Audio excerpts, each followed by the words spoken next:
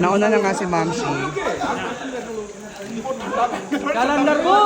Kailangan yung lumangoy doon. So, iniligtas natin yung bag kasi bawal mabasa.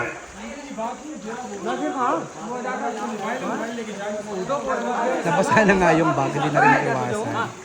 So, basa na siya.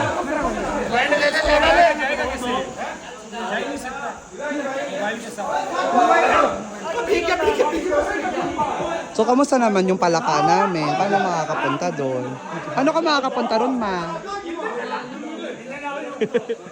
Paano? Sakay, ano ka kaya? Pasan ka? Oo.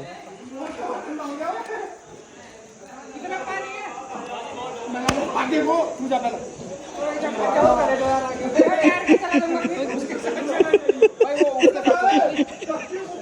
Ina mo, inupunto ng baba ko. Para mabilis yung hinga mo.